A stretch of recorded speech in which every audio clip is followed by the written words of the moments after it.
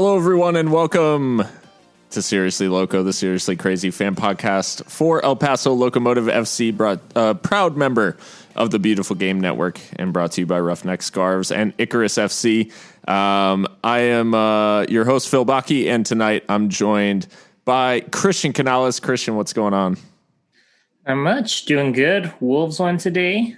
Spurs are doing decent in the NBA bubble, so can't complain. That's all the sports there is to talk about, right? There's no other sports going on. Yeah, I mean, yeah, that about does it, man. I think we episode over.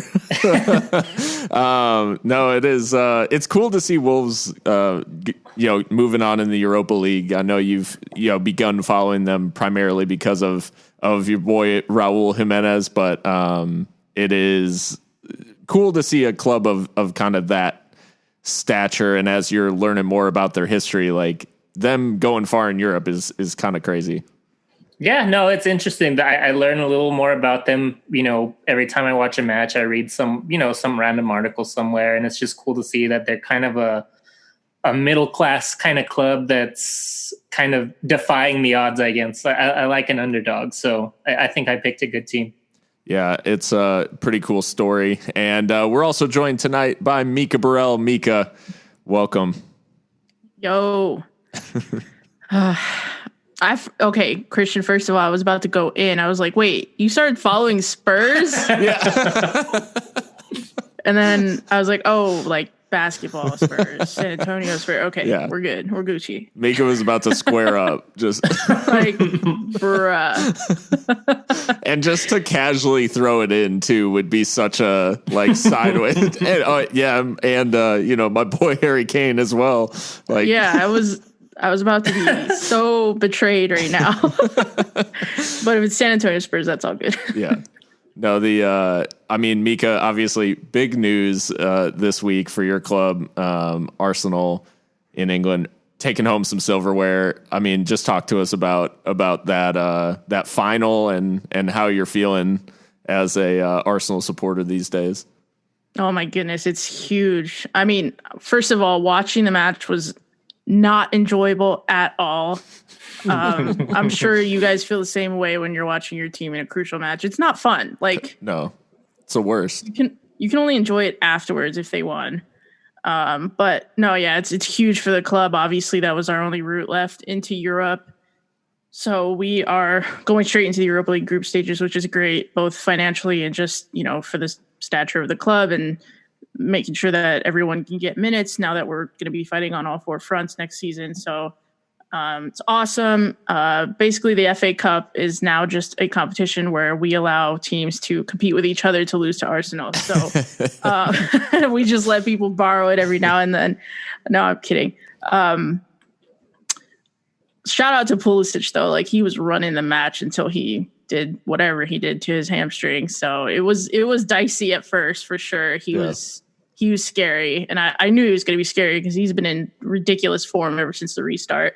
So, but I mean, we weathered that storm, and I think it's just really great for Mikel Arteta to win a trophy so soon into his managerial career. It just gives him even more, I guess, power as far as the locker room is concerned, and with the higher ups at the club to back him in the transfer window. So the Aubameyang goal, the second that ends up being the winner. I mean,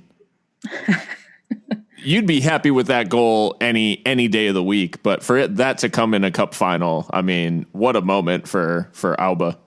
Yeah. Oh my goodness. And on his left foot too. There's like a mic'd up video that's going around of Jorginho kind of like yelling at Kurt Zouma through the play, and he's like, right foot, Zoo. And then Oba switches it onto left. He's like, oh, Zoo. So it wasn't even bad defending necessarily. It's just an elite striker who just, makes that calculation in his head in a split second, and it's a goal. And that's it. That's all she wrote. I love that goal for a number of reasons. I've always admired Aubameyang, but the thought of, and maybe the shouts from Jorginho actually hurt hurt Zuma in this case because I think Ubba makes a very intelligent move where he, for everybody watching it, it's like he is going to his right and he's trying to work the ball onto his right to shoot. And as he drags it back across, it's just the whole back line is dead at that point. And the chip at the end with the left is just the chef's kiss. Like it's a great goal. Yeah. He said after the match too, he said, I know Kurt very well and he knows that I like to go on my right. I guess they played together at Saint Etienne, which I didn't realize. Weird overlaps of football. For real. Yeah. So he was like, so I just took it on my left, and maybe Jorginho did have something to do with them. But look up that clip; it's like both hilarious and devastating, depending on which club you support. Yeah. The other big news in English football was the championship playoff final. Fulham took on Brentford, and for anyone who's been paying attention to the EUSL. They know that I've developed somewhat of a soft spot for Brentford between using them in FM and then in FIFA subsequently. And I went into this match a little more invested than I thought I was going to. Unfortunately, Fulham ended up winning. And I had some thoughts about this, but I want to hear you guys. I mean, the match itself was really, it seemed kind of a tired Brentford that is at the end of a long season, the 49th game, 46 regular season, 2 in the semifinal, and then in the playoff final, the 49th, regular season match, if you will. And a tired Brentford just frustrated by a very tactically well set up and kind of disciplined Fulham. But I want to hear what your guys' thoughts on this match were, because Fulham, the last time I saw them, were like pretty much mid-table and losing to Reading on New Year's Day. The turnaround is kind of remarkable for them to now be going up to the Premier League. Yeah. The thing about Fulham is there's this concept that Musa Kwanga talks about on Stadio.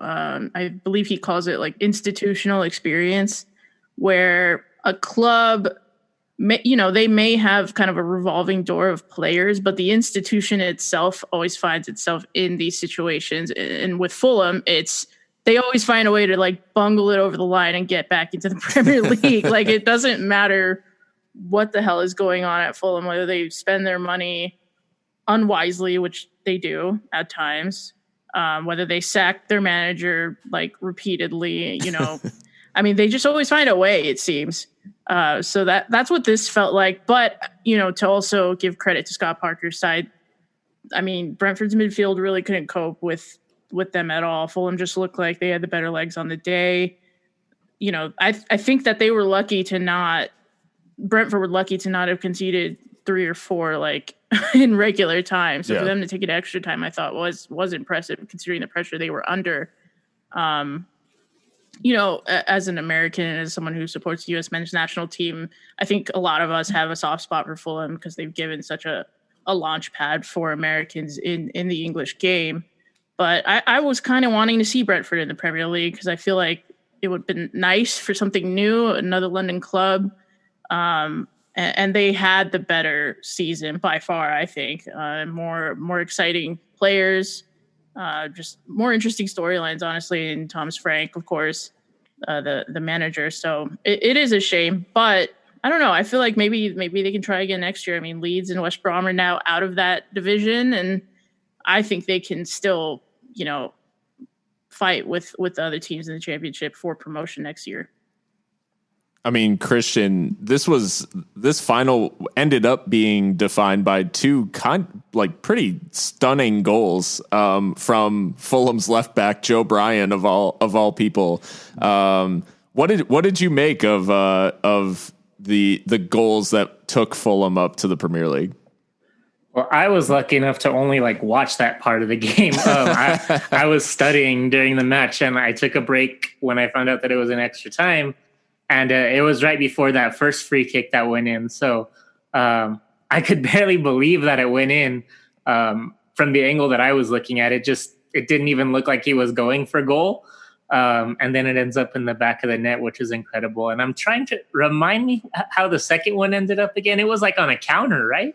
Yeah, it was just long ball down the left-hand side, and they ended up playing a really nice 1-2, yes. And he got it back in just one of those kind of low curled, R1 finesse finishes. Yes. I remember now.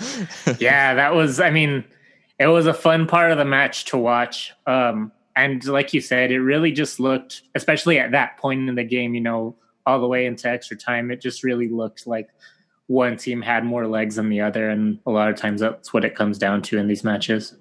Yeah, it was a crazy season for Brentford, ultimately throwing away 3 chances at automatic promotion because any result, aside from the 2 losses that they had in the ending weeks of the season, would have been enough to take them above West Brom because they had the superior goal difference, by far.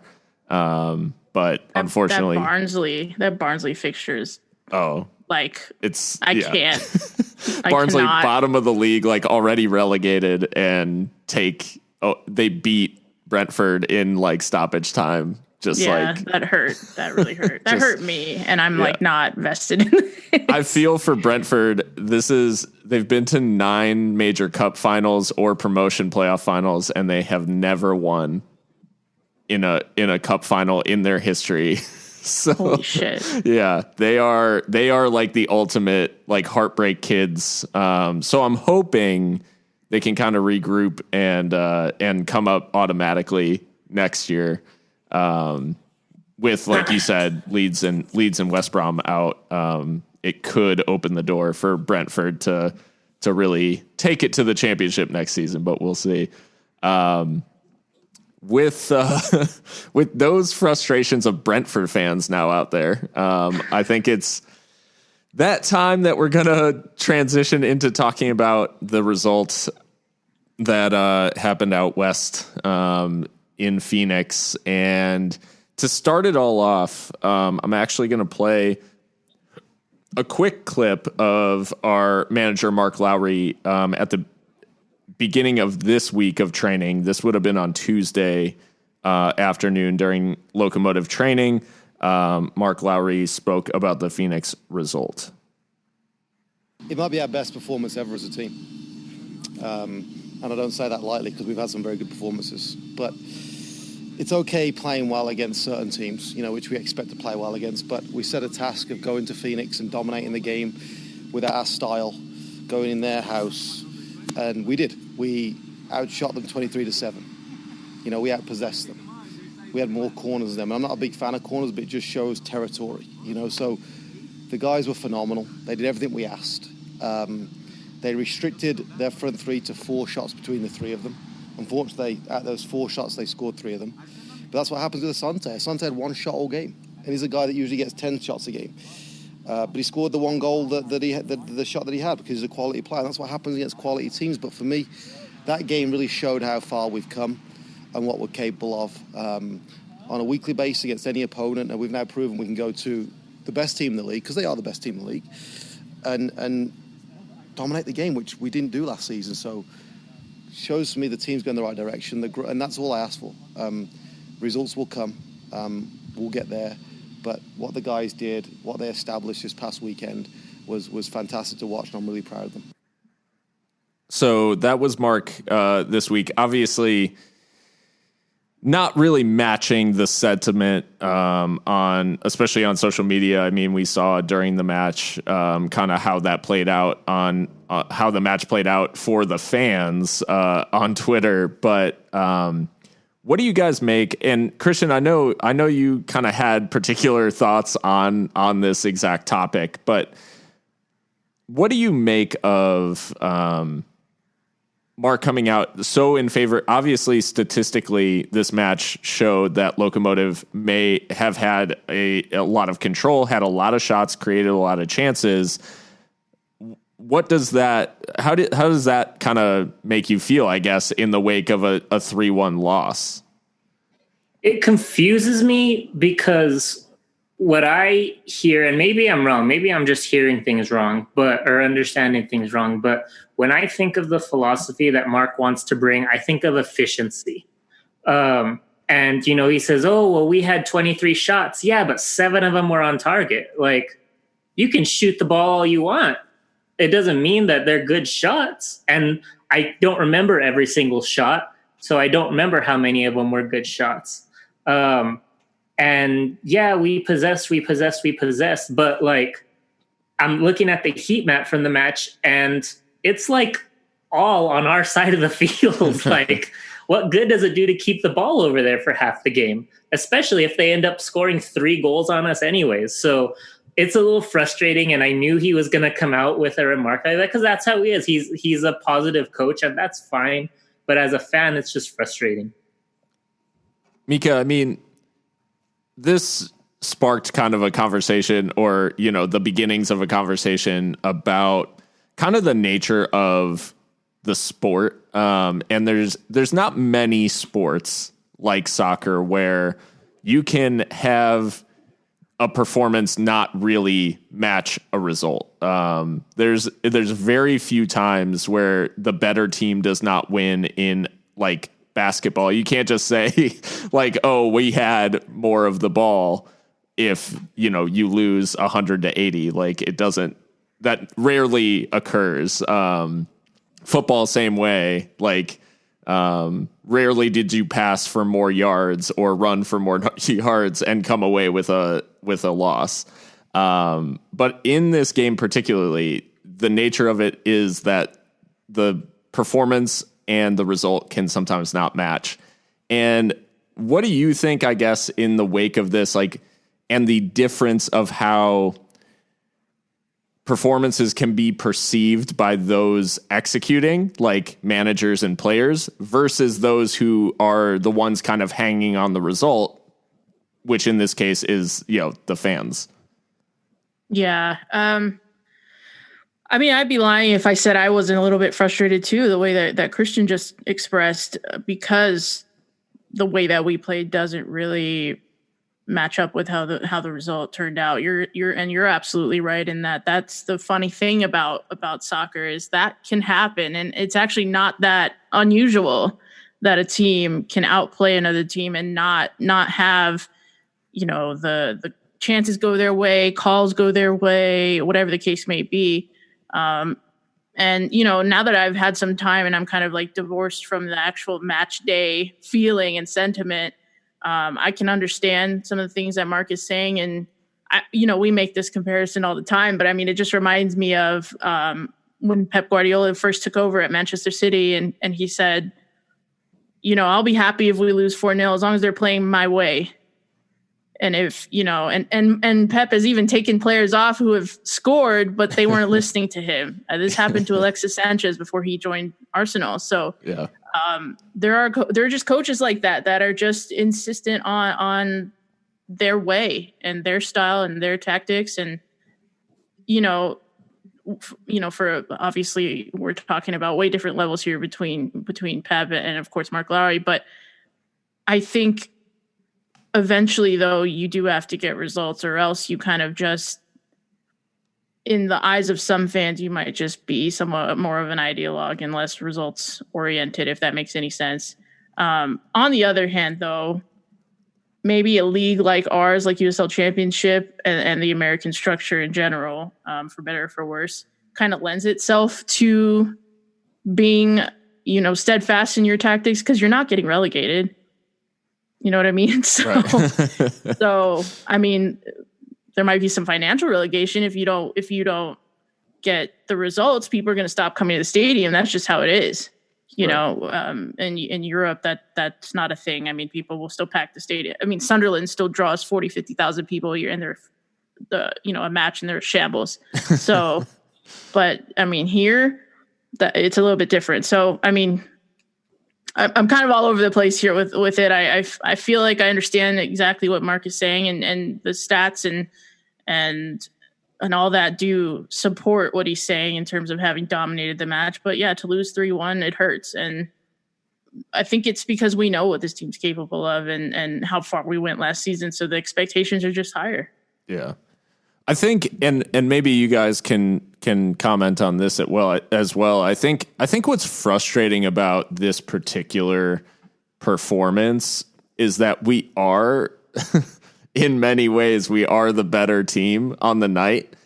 But the common issues that we run into, which is goal scoring ultimately, is what dooms us and what makes Phoenix so good, where he mentions that between the front three, they only have 4 shots, but 2 of them are from Asante and Fleming's. And yeah, I mean, Fleming's goal is a stunner. Asante's goal is good too, but the efficiency, as you mentioned, Christian, like the just lethality of those players and their ability to hurt you on such minor goal scoring chances. Whereas, we knocked on Phoenix's door all night and only got it opened once. Maybe does that also add to the frustration where it's not so much, yeah, it's great, you played better, but like they still showed why they're the best? And is that kind of added to that frustration? Yeah, I think again, their keeper Phoenix, I guess he's, the backup because Lubin wasn't in there. Yeah. But like, we had 23 shots and like 20 of them should have been on target. Like that's what you have to do when you have that kind of chance, it just goes back to that efficiency. So yeah, the scoring is one frustration. And another thing for me, and this might apply to you guys and some of the listeners too, is that the positivity is great too. And I'm sure Mark is aware of this. I know Mark is smarter than all 3 of us combined when it comes to football, but this show is for our opinions. So I think the other thing is that to me, it feels like a lack of urgency. And yes, we are only 3 games into a season, but we're 3 games into a 14 game season. So every loss is like 2 losses. So, you put that math together and we're coming off of 4 losses in a row here. And so that's another reason that I get frustrated with the way things are going. And I don't know, hopefully it turns around just like it did last year. We had our high point with the OC draw and the RGV win. That was our first 2 months of the season last year. And now we're hitting mid-July of last year in that form, and in 2 weeks maybe we'll turn it around again. Maybe we have something coming for us. I don't know. I mean, Mikka, do you think, I mean, I guess the added frustration from this game potentially is the fact that we actually do take the lead in Phoenix, but unfortunately I would say 2 of the instances, there's kind of major defensive lapses. Obviously giving away the penalty for the first and then giving the ball away for the second that don't necessarily mesh with how Locomotive is supposed to play. We're supposed to play very intelligent. We're supposed to hold on to the ball. And in both those instances, we're kind of let down. So is that part of it too, where the performance was overall good, but in 2 crucial moments, it wasn't very good? Yeah, I mean, this is the thing about soccer too, is that it is a game of moments, First of all, for the penalty, I mean, it's a penalty all day long. I still don't understand what Drew Becky's thinking there, because to me it looked like the ball was going to roll pretty safely to Logan Ketterer, which, that indicates probably a lack of communication between the 2 of them. And to be fair to Becky, he's not the starter in that position. So I'm sure we'll get on that later. But I mean, yeah, these are that's number one. That goal is totally unnecessary. Dadashov was never going to miss. And then, yeah, for the second one, I mean, was this Asante's one shot? Because it was a hell of a shot. Yeah. It was. I think I might have said it in the chat, or maybe I just thought it, but I just can't imagine anybody on this Locomotive team taking a shot like that. Yeah. And that's depressing, to say the least. And I mean, in that instance, in the go ahead goal for Phoenix, the system breaks down completely.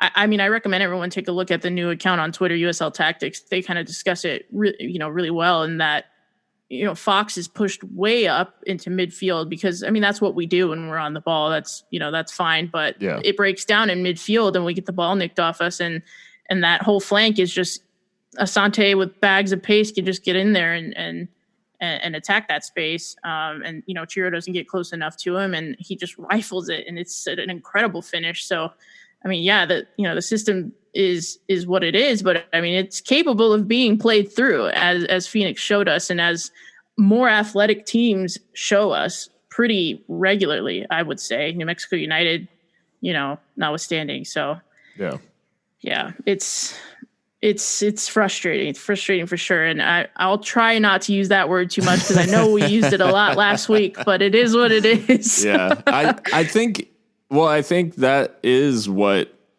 is upsetting about the talk around what a good performance it was, because it was good in a lot of like kind of general statistical ways. But it was not good in like these key moments and areas. And that's where we so often, like, I feel like we are just constantly in this battle against ourselves, especially when the opponent is in and around the penalty area. like, I don't know, maybe we should like save this for a little bit and talk about some positives in between. But I've got like we need to put Drew on like a no tackle moratorium. If the opponent is in the box, he gives away penalties like they're going out of style. And it's nothing against Drew. He's a great guy. We've spoken to him many times, like off the record or whatever. He's a very good guy. But I haven't been able to compile all the stats. He has given away probably, I would say 75% of the penalties that we've conceded have been conceded by Drew. And that's just like the reality of the situation across 2 seasons. But we do have a positive to talk about at the beginning of this game, or towards the beginning of this game. Josue Aron Gomez links up with Dylan Maras.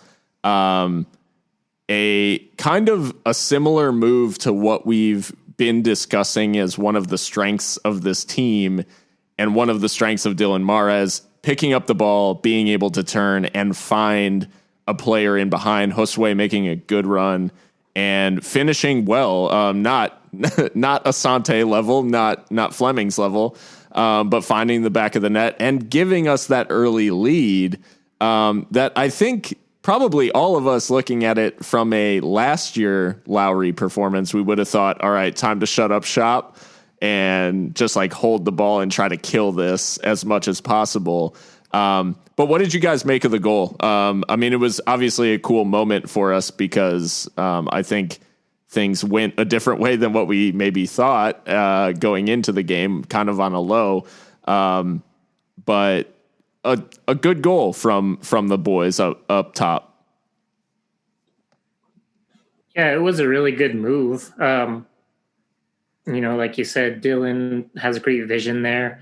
So does Gomez to make that run in too. And I think it started with Richie too. I think he lays off the ball to Dylan. So nice that, those three are involved. I think those are the three most important people in the game at that time on their different levels of the field. So to have all three of them involved in a goal scoring chance is again, promising, especially at that time of the match.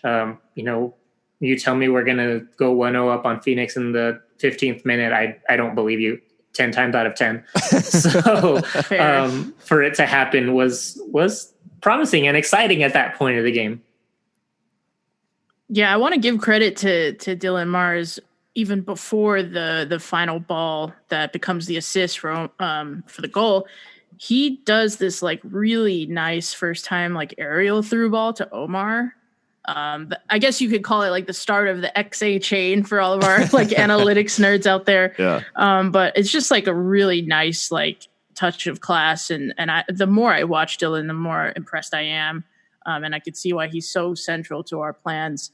And fair play to Omar to like dribble his fullback and make the right decision in that sequence, which was to pass it back inside. I feel like Omar probably, I mean, he does in the first minute of the game try like a pretty speculative like curler. So it was nice to see him kind of have composure in that moment and say, okay, I can't get past my guy. I'm on my left, on the right. So let me just bring it back inside. And so for both of them, I thought that was really nice. I think maybe the goal adds in a crazy way to the disappointment at the end, because it really did feel at that moment like, okay, like we're having a lot of the play. We're not looking like too bad. We're looking pretty in control. We hadn't fashioned a ton of great chances or anything like that, but we were looking like pretty good. And to get a goal there, it's like, oh, okay, like the way this game is going, like we could go on, we could go on and win this. And it's not that long later that the penalty's given away. It's just one of those moments. 3 minutes later. Yeah. It's just one of those moments that I think, and for you guys, like, we talk about soccer as a game of moments, as we've said, but it is one of those instances in a game where any kind of built up momentum that Locomotive had at that moment was just immediately kind of sapped. Is that how you guys felt watching that? Yeah, because it was just so predictable. Everything about it, that we gave up an early lead, that we gave it up on a PK, that Drew conceded the penalty. It was like everything that we could have guessed would go wrong in a match happened in a matter of seconds. And I mean, it was a penalty, as you guys said. So not a lot of arguments in this game, I don't think, from an officiating standpoint. Seemed like it was pretty well done. But in that moment, were you just hoping and praying for leniency? No, I would have called into question like everything I know about football if that wasn't called. Drew's trying to get into the shithouse 11, and I don't understand why. Like, bro. Oh man. And then he like throws his arms up like, I can't believe this. And it's like, yeah. Why not? Like, right. You know what you did. You know who you are. I mean, like you said, Phil, Drew's a fantastic guy off the pitch. But bruh, like we need the stats. I think someone had asked us like how many penalties have been conceded by. I know. I would have had to go back and look like through all the match footage. But I know. I mean, since he's arrived at the club, he has been giving penalties away. It's been like it's a lot. Like I don't know. Even this season it's 100%. So. I think this is why Chiro gave away one, but it was saved. True. Yeah. The thing with Becky is that he's not a fullback, like a modern one, at least, where you're expected to bomb up and down because he doesn't have recovery pace. I mean, he gets Stanton gets by him, and he feels the need to do that. And then I think for the Fleming's goal too, he's just beaten for pace and has to come inside and kind of defend the width of the box because there's no way he's going one-on-one with Junior Fleming's. Yeah. Again, not trying to just like completely shit on the guy, but I'm trying to be objective here. This is what I saw. Yeah. So yeah, I mean, and he wouldn't have played if Brian was not injured, obviously. So right. That just adds to insult, I guess. But I don't know. We may have a solution as I'm sure we'll talk about later. But but yeah, it's just unfortunate. It's so unfortunate. I think the thing about the Asante and Fleming's goal that is also frustrating in a very key way and just maddens me to no end is the fact that Christian, as you said, the penalty is predictable in the way that the move occurs. The Asante and Fleming's goal are predictable in that they just like whatever the meme, like he don't miss. Like it's just these guys, like when they get into those areas, they're just so clinical and so lethal and willing to try. Like it's not just like we talk about for Locomotive where we want our guys to be willing to give it a go, whatever. When Asante lines that shot up, there's nowhere that ball's going but the back of the net. Like, you know it, he knows it, the whole, like Logan knows it. There's literally nothing that anyone can do from keeping that ball reaching the back of the net. And the Fleming's goal has a similar kind of feel to it where once he has a nice take in midfield, then busts his ass to get down, then scorches our entire defense. And as he cuts inside, just rifles a shot just under the crossbar. And it's like, I don't think, Mikka, like you talked about, like, I don't know that we have anybody that can do that.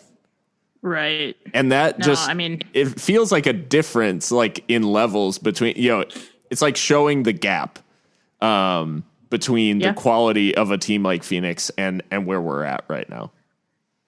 Can I ask a question though? And this is a question with no right answer. Do we think Logan could have done better on the Fleming's goal, or is that just like a screamer from hell? Because the way that the ball is right in the middle of the net, but it's also like top bins. So I'm not the best like judgment of goalkeeping quality, but it's just the way it was placed. I'm like, what is that? Yeah. So I don't know. Do we think that there was any chance of a keeper getting on that or no? I don't think that there was really anything Logan could have done with that shot. There was just so much pace on it. It wasn't like a typical curler, that's kind of hanging out in the air. And he just nailed it. And Logan reacts and he gets there and his hands are in the right place, just not quickly enough. And I don't think that we can fault him for not being quick enough on that because it was just a rocket of a shot.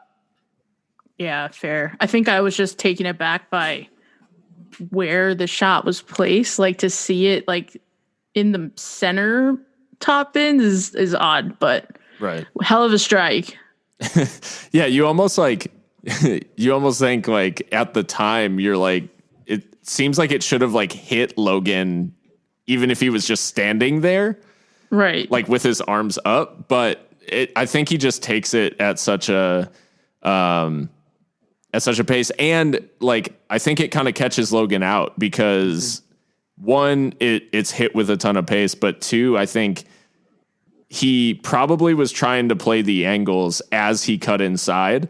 And so when the shot comes in, I think he's just kind of caught like that. It's so central and hit so hard that he was expecting probably to dive towards a corner if he takes it, and it's right over his head. It's just kind of a crazy moment. Maybe he saw it late too, but it's just hit with such power. I don't know if Logan had saved it, they might have actually given him save of the week for once.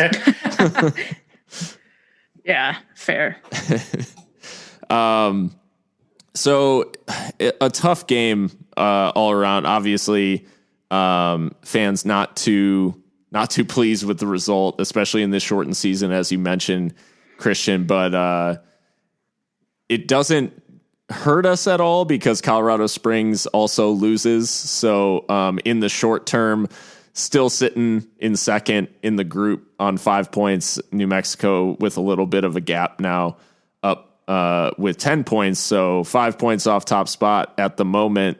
But in this one, this is a little bit of a strange one. I felt like for Phoenix, not quite as testy as our last match in Phoenix, which obviously saw James Kiffey see red in the last 20 minutes because it was a match against a Western Conference opponent. So he was obviously sent off. But the shithousery in this game, was there anything that stood out to you guys worthy of a nomination to the Shithouse 11? Becky's penalty. We're going to end up with more Locomotive players in here. I know. This is ridiculous. We already got Omar in here.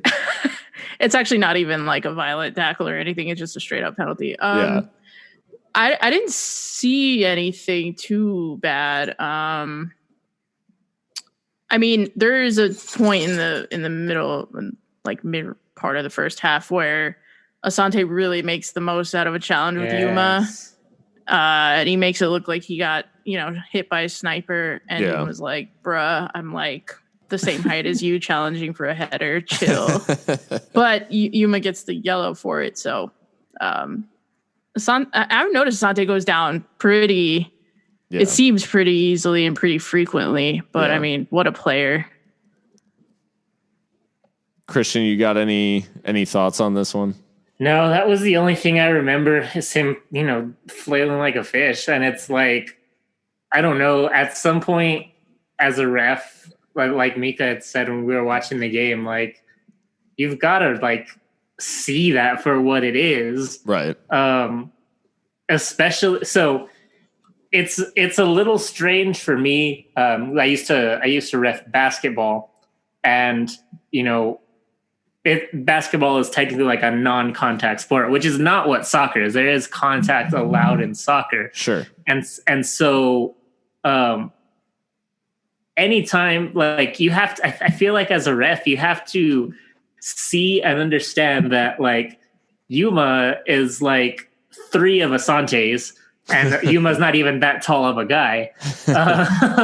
So anytime that there's contact, Asante is going to go flying. And I think that, like, to blow the whistle while he's like writhing around on the floor is to just encourage that behavior and that fuckery. And I hate it. I think it's worth pointing out I think Alan Martinez Loya, I think that was his name. This was his first game as a center referee, if I remember correctly. Yeah, and it was a comment pretty early on from Joe Rodriguez of ESPN down in El Paso, saying that, like, this is his first match as a center referee, and it's showing.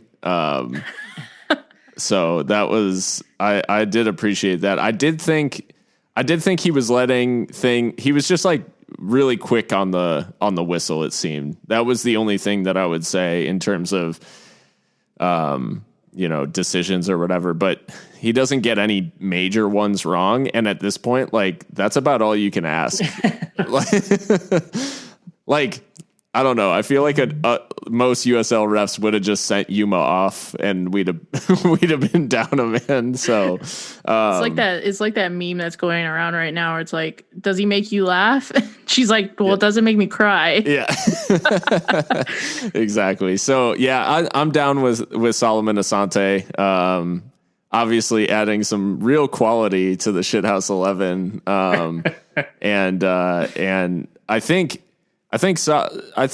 he actually, it's a dive that gets Kiffey sent off in the last one because he faked like he got hit in the face with an elbow. And I'm pretty sure it was Asante on that occasion as well. So even a retroactive addition to the Shithouse 11 is merited. For Locomotive, again, it's a loss. It's kind of tough to look at it from a positive light, but did you guys have any game changers in this one for Locomotive? No. Not in a good way anyway. I mean, just in general, I think Mars has another great game. That poor guy's legs are going to be destroyed by the end of the season because he pretty much has to be the first name on the team sheet at this point, I would think, because I don't see anybody else in midfield really providing that level of creativity. I think it's going to be just him, and then getting other creativity from the wings. So another good game for him, but it's hard to. It's hard for me to like justify like someone was a game changer. It's like we lost 3-1. Christian, you got a thought on this? Not really. I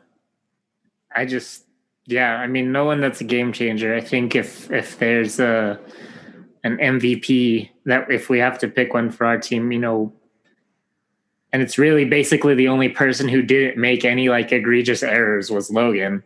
Yeah. I think he had 2 saves. One of them was more exceptional than the other. But anyways, I think he's pretty much the only person that didn't do something wrong. Like, even Dylan, like, he fucked up a throw-in at one point. Yeah, he did. Like, what about that? Yeah. What is happening to us right now? It was, as I was like thinking about this, I was looking at the stats for the game and the individual player stats. And I think a story was essentially told by the fact that, in this kind of 4-2-3-1 that Mark set up on this occasion, Gomez and Mahrez are the two players above 7.5. Gomez for the goal, Mahrez assist, and Mahrez had a bunch of like key passes and all of that sort of stuff, linked up the play. Omar was at just below a 7 in terms of FOTMOB's ratings, and then Nick Ross was at a 6.3, and then from Richie and Yuma back to Logan, there wasn't another player rated above a 5.6. And Logan was rated really low, but it's just because of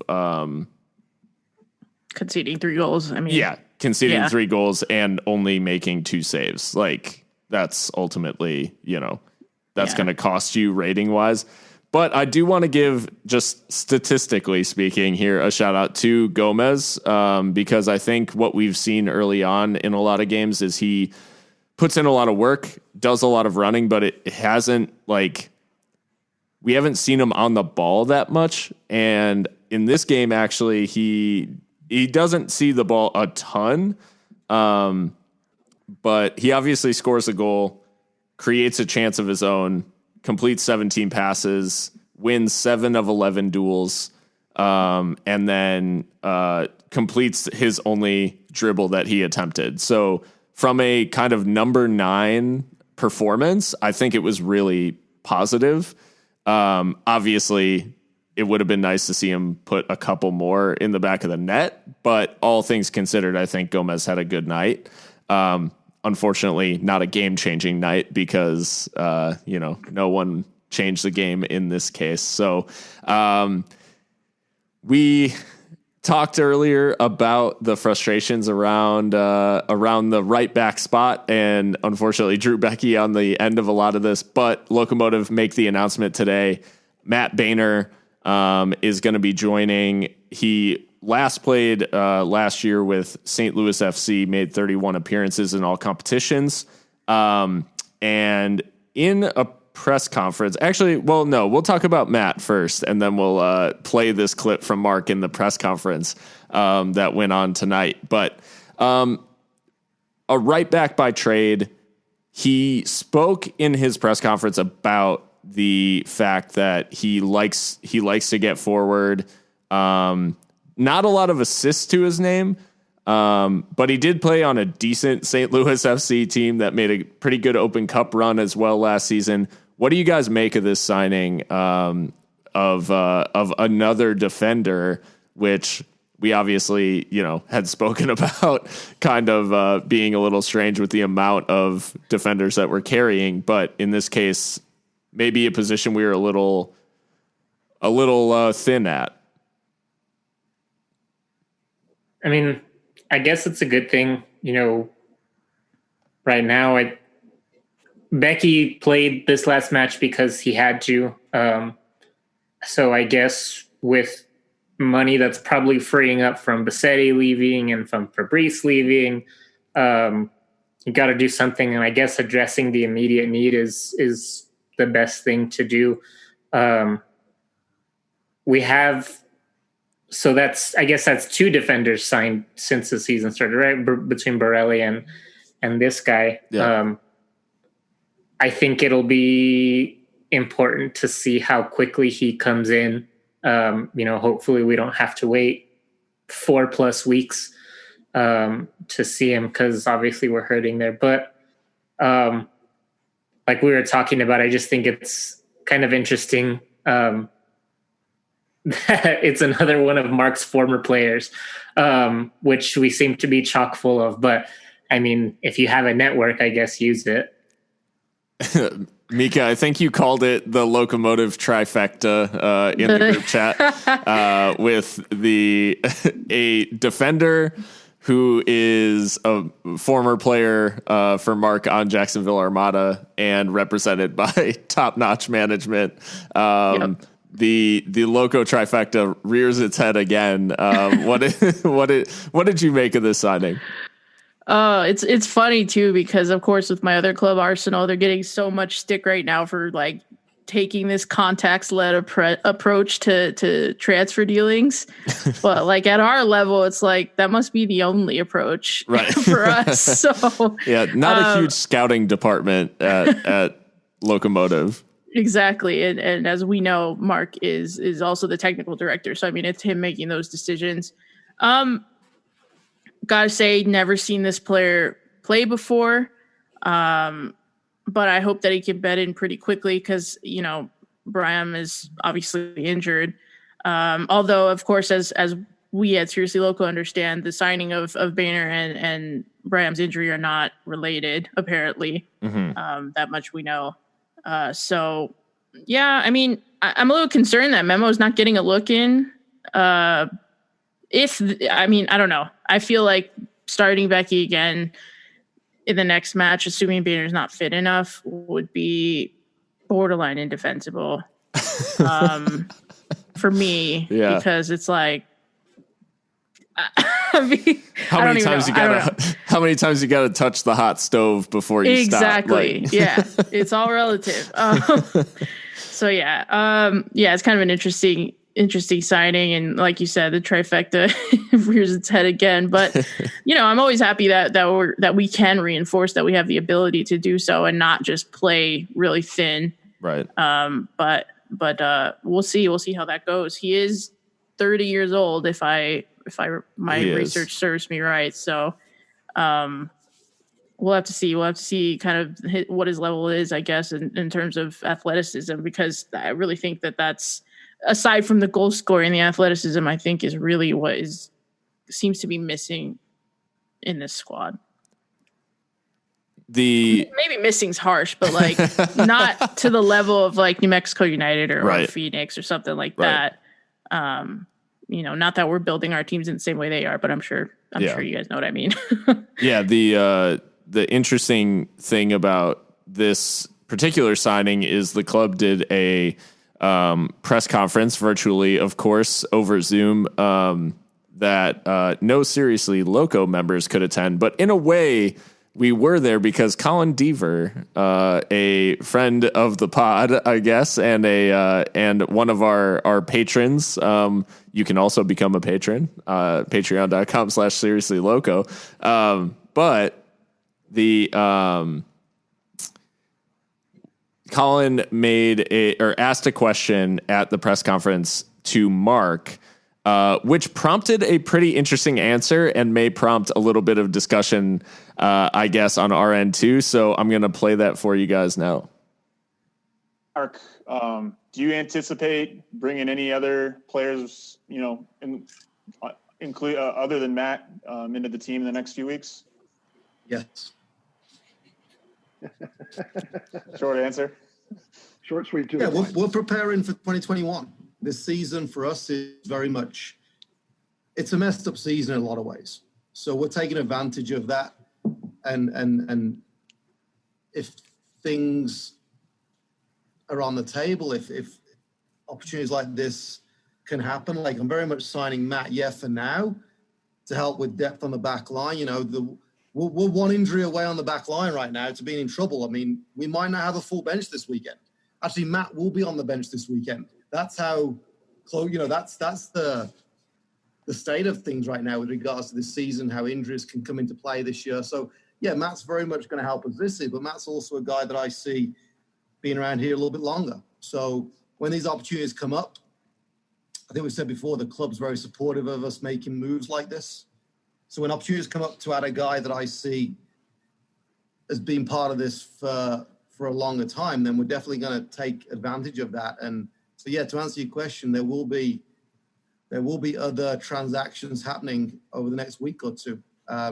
Might not make a lot of sense for right now, but just know that I'm a long-term thinker and I've always got one eye on the future. And that's what while they can help us in the present, there's also a long-term game being played here.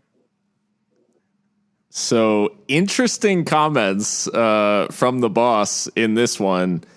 I'll be honest. When Colin first asked the question, I thought 100% he's just gonna say no and move on. Like, no, nothing really happening. To definitively answer yes, and then to say that more transactions are coming in the next week or two, that's a pretty big announcement, and seems a little out of character in a lot of ways. I don't know. What do you guys make of this announcement that he doesn't seem to really be that invested in this season? For all intents and purposes, it seems like he's looking ahead. Is that what you guys take away from his comments? That's what I heard, is that, what happens this year, which I have mixed feelings about it. I feel like you should always want to be competitive, and not that I think that he's sandbagging it or anything, but I think that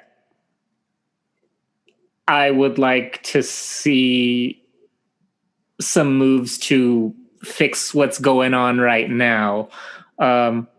Especially because maybe I'm just being cynical, but we live in a current state and, in a sport in a country where next season's never really promised. I mean, and maybe they probably definitely have a better idea of the state of the club, in the league than we do. But to me, it just seems like you never really know what's going to happen in a couple of months.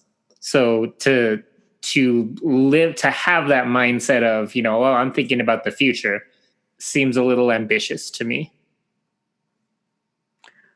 On the flip side, like he kind of said at the end there, it must mean that the club have a significant amount of faith in Mark to take this club to the next level, and give him that time that he needs to build a championship winning squad. Because let's be honest, that's what we want at the end of the day. And we were so close. So it can be done. But I mean, yeah, I'm surprised to hear that this season's kind of a free hit. So not to put words in Mark's mouth, but I wouldn't blame anyone for making that conclusion. But yeah, very interesting comments. He kind of hit him with the Erling Haaland there with the really short answer. Yeah. At first, I was like, please say more. This is going to be super awkward. But yeah, I mean, Mark's kind of over it, sounds like. Yeah. What do you guys think of the fact that obviously he he mentions the fact that we're one injury away on the back line from being in real trouble. We obviously have other players on the roster that could play in these positions. Does that to you, is that just basically like, you may as well like say Memo is just not going to play for this club again? Like, is he the next Fabrice, like, out the door? Fabrice was supposed to be center back depth. He's gone. You're saying we're one injury away when we have Memo on the bench, when we have Moses McKinday. I mean, last season, Mark was pretty unequivocal in stating that he doesn't just fill out the squad, but when you say something like that, seems sus. I'm trying to put a humorous spin on this, but I mean, you know what I mean? Like, it's kind of odd. I mean, how are the players in those positions supposed to feel about that?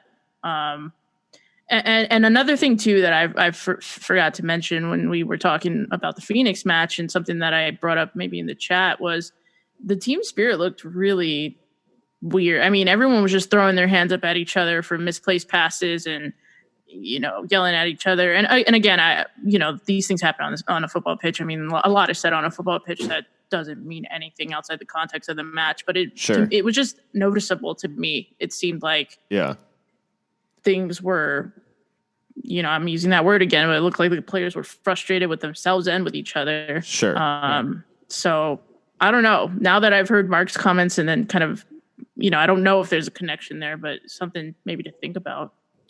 It seems like, and I'm just trying to be hopeful and speculate, but like, I think it's just a kind of, everyone is frustrated, but like, just by the season, like, everything just feels so thrown together, and probably more so for them. Like, we're watching it as fans, but this is their like career. This is their livelihood. Like, if shit's going bad at your job and, you know, everything's a mess, then like, you're upset and it shows. So I'm hoping that it's not like a cultural thing at the club right now.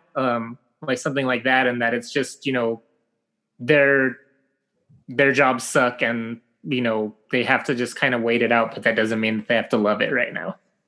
He went on to say later in the press conference that Fabrice just, in his words, never adapted to like life and work at the club. Never really got to grips, I guess, with how things were being done here versus what he was used to in Portugal. And we've seen that. That's not an uncommon story. Obviously, Alexis Bassetti just departed back to France. And we've seen kind of the, I don't know, like, I don't want to say failure to adapt, but we've seen that come into play in with plenty of like footballers all over the world, who just, they are thriving in one place and then it just doesn't really work out. But the interesting thing that he added on towards the end is he said, you'll see a couple more moves like that, which to me says that there's essentially players that he sees for maybe not for right now, but for next season just aren't at the level that he's looking for, that are going to be on their way out like sooner than later. He basically said, like, why keep Fabrice here when he could like go elsewhere and play football and be happy? Cause he wasn't going to play this season was his word. So it's an interesting thought, but we could see more exits like that here in the near future. Yeah. Which kind of, I'm glad you brought that up, cause that's kind of like the natural response to what I was saying is like, oh, are we filling out the squad just to fill out the squad? And, you know, clearly no. So that's good. But I know we were kind of hyped to see what he can do. So it is unfortunate that he wasn't able to settle. And like you said, that happens all the time at all levels of the game. So, I mean, sucks, but yeah. I'm sure he'll get picked up elsewhere. So it's an interesting kind of mid-season or, I guess in Mark's eyes, like off-season press conference. Like this is basically one big preseason for next year. But we mentioned Alexis Bassetti. He's back in France, and I did want to give a shout out. Like he scored an absolutely stunning goal in a preseason friendly for his new club, Le Puy. I mean, Christian, you saw it this morning. Like ice water in this man's veins, stepped up over the free kick and just put it right in the top corner. Oh yeah, like it looked like he was just like on the training pitch, like by himself. Not even like the dummy wall in front of him. Like he just went up and did his thing and like walked off. Yeah. It was an incredible shot and like no fucks given from him. I mean, Mikka, were you able to see it? I haven't seen it yet, but I have heard that it is a banger. And top of his timeline on his Twitter. Okay, he pinned it like the king that he is. Yeah.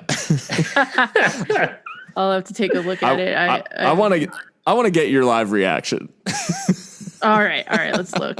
The thing that was great about the first posting of it by the club is they put the most like Euro like fist pump EDM song over it. They love that shit. Yeah.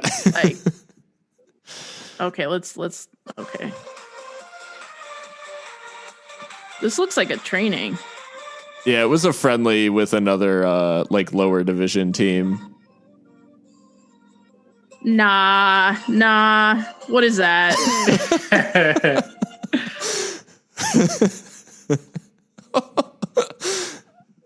Bruh. The tweet that goes along with it is not bad. Yeah. Not bad. Not bad. That's insane. It's oh my God. And it's like curling and knuckling almost. Yeah. Like yeah. the pace of the ball is, I think that's what really catches the keeper out. Not just the placement. I mean, it's just like floating on in there. Yeah. That's insane. Yeah. No, God, every time I see more of this man, I'm like, fuck. Yeah. Could have been the one. Yeah. Wow. That paired with the goal he scored against San Antonio in preseason just like is giving me major. I don't know what the FOMO equivalent of like something that isn't real, but you wish it was. Like the potential of him in the team is giving me The what FOMO.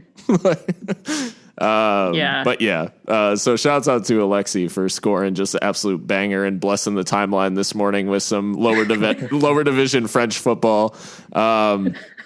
But we do have the small matter of a game against Colorado Springs coming up this weekend.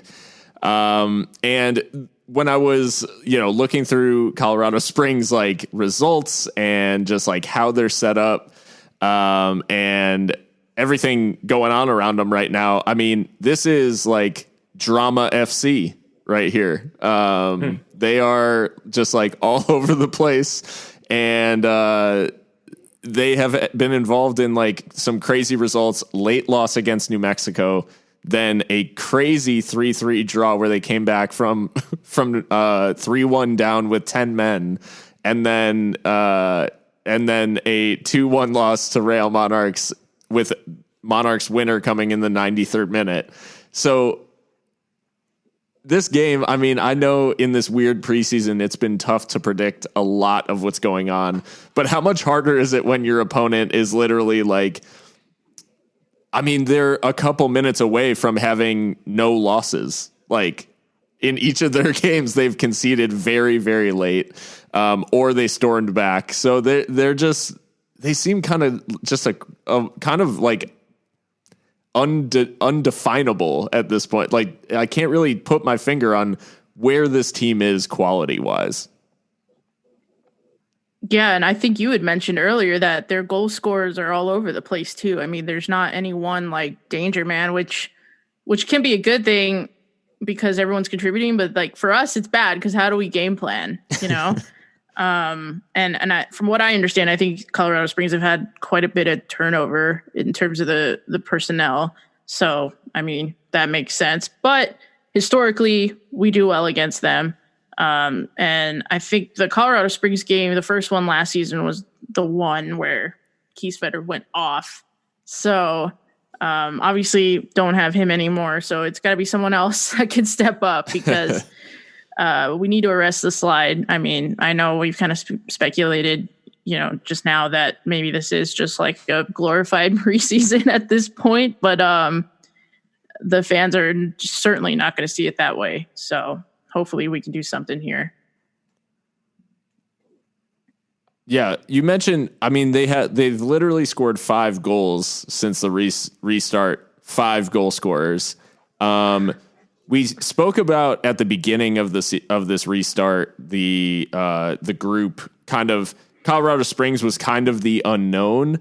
George Labisi was a big signing, the South African striker, and actually put the ball in the back of the net against New Mexico, only for it to be flagged for offside. He got his first goal from the penalty spot against Monarchs in this last loss. Do you think it's helpful that their kind of main danger man, or one of the guys that a lot of the hype was built around, only has the 1 goal and it came from a penalty? Like, not as much chance to really build up some kind of like confidence heading into a game against us? I don't think so. I think that in a lot of ways, in that way, I mean, they're very similar to us. We've had 5 goals scored by 4 guys. Lomas having none of them. But fair. I don't think that it's at a point right now where it's a confidence issue, because it's been so few games, and because the first game, maybe even the first 2 games, almost really don't count in terms of like performance because they're not at 100%. So I don't think that it'll be a confidence issue. I think it's really just, I think that everyone's just waiting for their time, and kind of like we alluded to last year, this was Jerome's coming out party, and I think that this will be maybe Lomas's coming out party. We also didn't mention it earlier that he had 2 like really great chances towards the end of the game against Phoenix, and their meme keeper decided to be like prime Iker Casillas in that moment. So annoying, but I mean, hey, maybe a sign of things to come. Yeah, we didn't even mention the fact that the keeper's name is literally Dick, and in that moment he lived up to his name, keeping Lomas out from close range like twice, which was unfortunate. But yeah, in terms of the setup for this one and how you think Mark approaches it, with the performance in his estimation as well being so positive against Phoenix, do you think that he pretty much like stays the course and plays a very similar team? Or do you think there's anyone that gets swapped with it, keeping in mind another gap, if you will, between the quality that Phoenix has and the athleticism they have versus what Switchbacks bring? Yeah, I thought, for all of my harping about the diamond, I thought if anything, the diamond is what you would play against Phoenix on the road. And then, of course, we don't do that and commit an extra man in attack. Yeah. So I don't know anything anymore. We're at home for this one, right? Yes. So, okay. So then with that being said, I'm much more comfortable if we go 4-2-3-1 again, and just try to let Mars run the show, honestly. And just have Salgado and I don't know who else could be on that side. Maybe Saeed. I would like to see Saeed Robinson wide, because he seems like he can really burn people, but he just did not have space the last time that he was played, because he was playing in the middle. Yeah. So I would like to see something like that maybe. And then of course the usual suspects in deep midfield and in our back line. Although again, like justice for Distel, like I know. Do you guys Go ahead. Well, I was just going to say, do you make anything of the fact that we haven't seen him that much? Like, do you think that there's like maybe a nagging injury or something like that? Like something that's not been reported in terms of like he's fit enough to play like a half hour, but he's not fully fit. I mean, he seems like it doesn't seem like he's holding back in a few minutes that he's out there. Right. So I don't know. I have no idea. I think that it might just be a matter of Mark thinking about the future and being like, well, for whatever reason, the other players are more expendable or dispensable than Distel.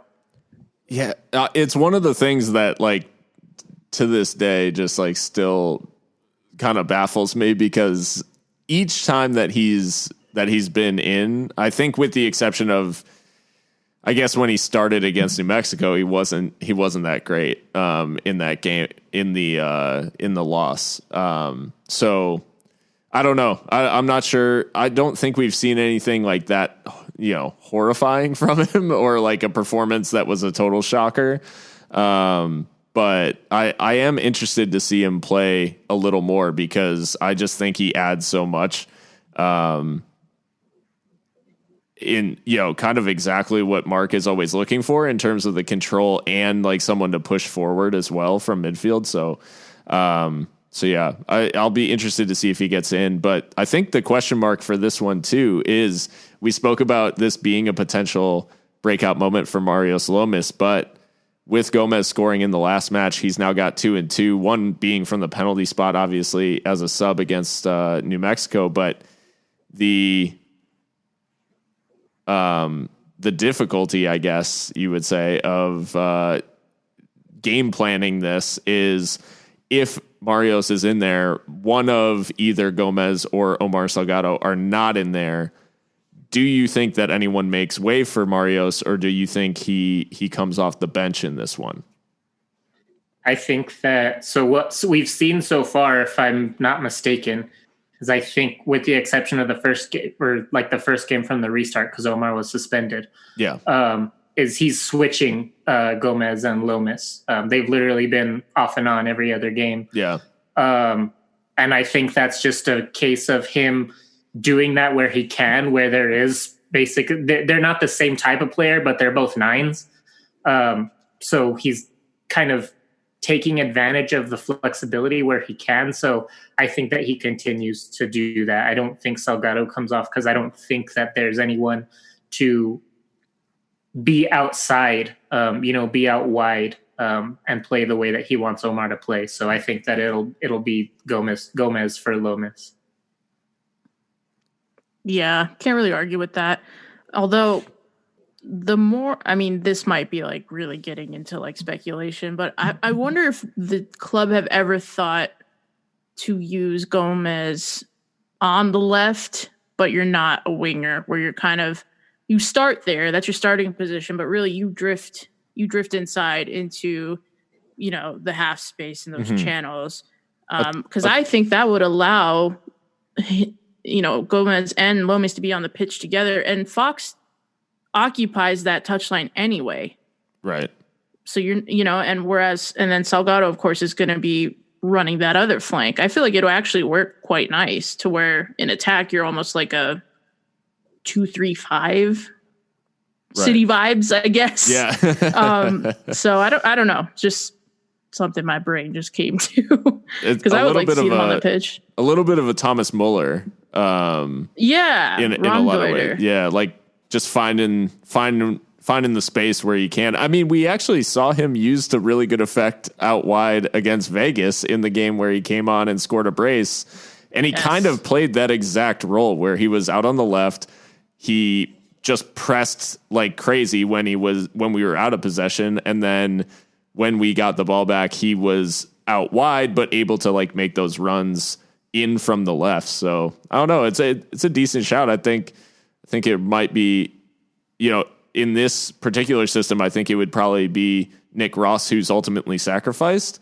Yeah. And I don't know if Mark's willing to ever do that because he obviously like he loves Nick Ross. And I don't think we can overestimate or overemphasize like how much he rates Nick Ross and how much he loves him being on the field. So, yeah, I don't know if, cause it would be a bit of a risk for him to take, Nick out of the system or, I mean, alternatively move Nick back to the midfield too with Richie, but that's such a good shout though, Phil, the Thomas Muller, like that's exactly as you were talking about it, I was like, yeah.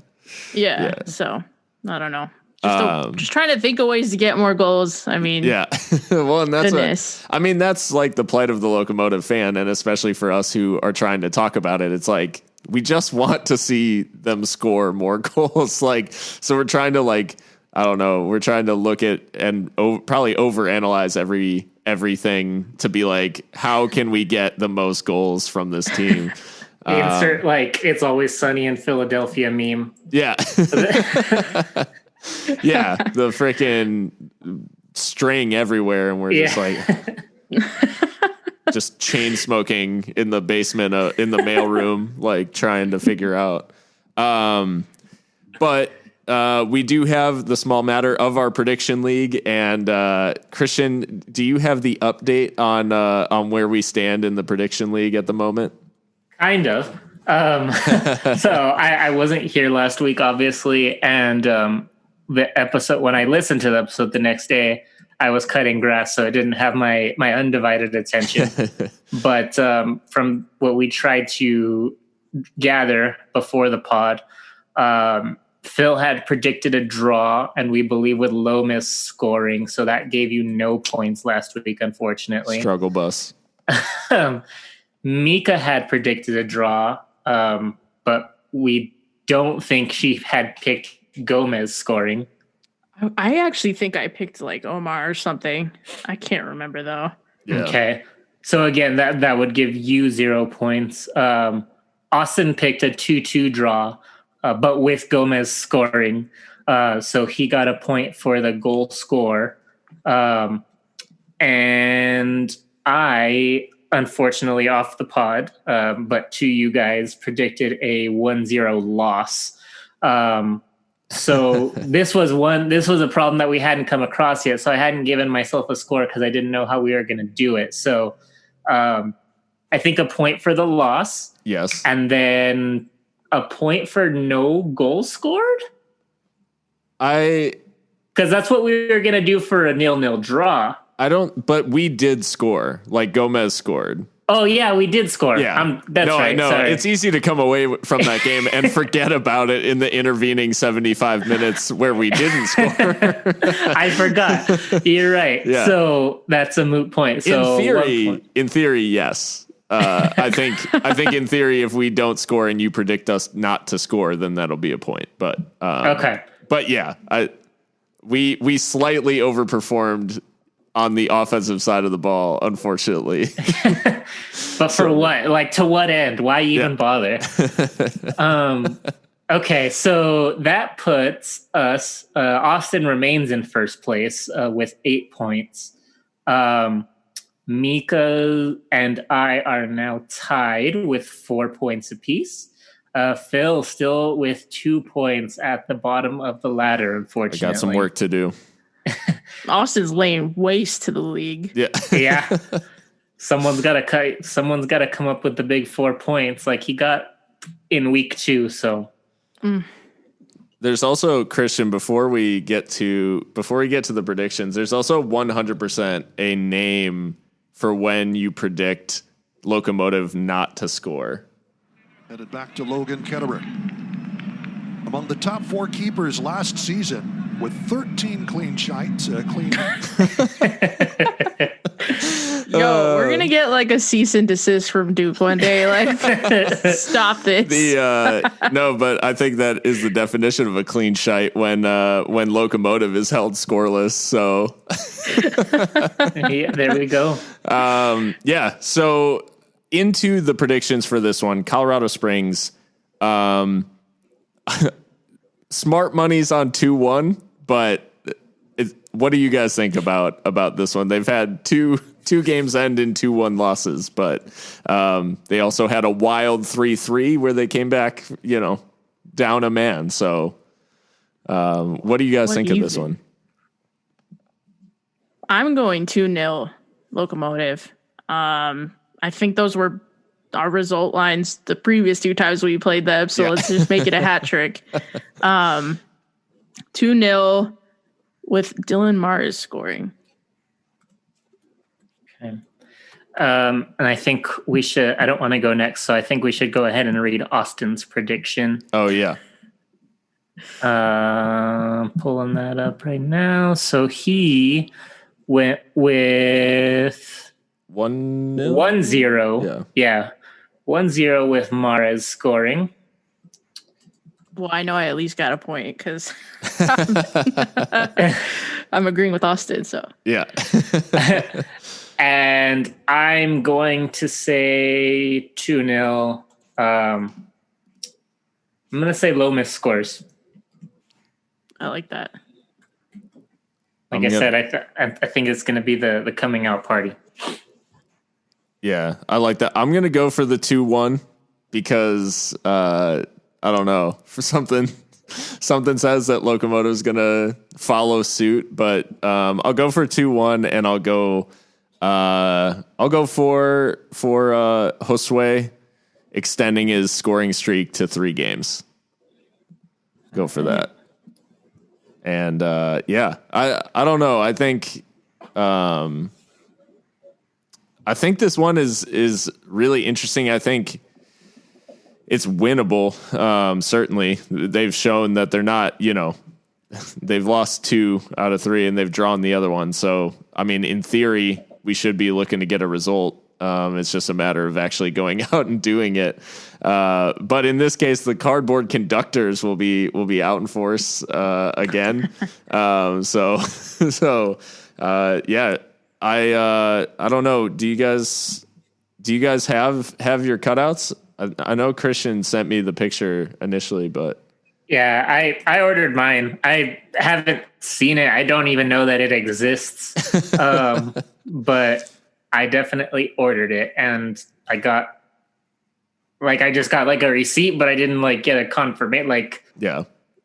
So they don't go out there and take a picture of it, and they're like, I thought that would be a nice touch. I think it would be, but that's the least they could do. Or at least tell you it's like at no, least it's give you out there. At least give you its seat number or something. Yeah, no, it's out there. Trust us. The hell, I can't. I haven't done it yet. Maybe I won't because I want to know it exists. Yeah. They're gonna put me up in the upper deck, just never on TV. Never. That's whatever. At least if that's what you tell me, I'm not gonna argue it. I'm not gonna be no, I demand a better seat. But tell me something. Yeah. Oh my goodness. Well, some Karen in the nation has done that. People have to get creative with what they get pissed off about now, as far as customer service goes. Right. You can't put my cardboard cutout where I say. I mean, yeah, we're in. This has been such a weird time, and it is crazy, obviously, to see stuff like this kind of become the norm. But yeah, we're headed into a tough match, I think. Very, very workman-like team, Colorado Springs, and they obviously took New Mexico to the very brink in their first game. So I think it's certainly there for Locomotive to win, but they'll have a tough game, I think, and hopefully they can put up in a performance like they put in against Phoenix without all of the other things that went down against Rising. So I hope everyone has enjoyed this episode with a little meta discussion and a little big picture stuff from Seriously Loco. If you have enjoyed, you can subscribe to us. We're on all the major podcast platforms and Apple Podcast, Spotify, Google Play, and we're also on all social media and all that stuff. So check us out. We're also on Patreon, and we've got a tactical or statistical analysis of the Phoenix match that'll be going up on Patreon.